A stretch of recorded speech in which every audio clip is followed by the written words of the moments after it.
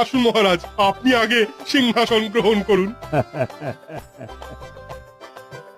ইংরেজি নতুন বছরে ইংরেজদের সিংহাসন দখল করার পরিকল্পনাতে একেবারে জল ঢেলে দিলে গোপাল। ধন্য ধন্য গোপাল, তুমি ধন্য।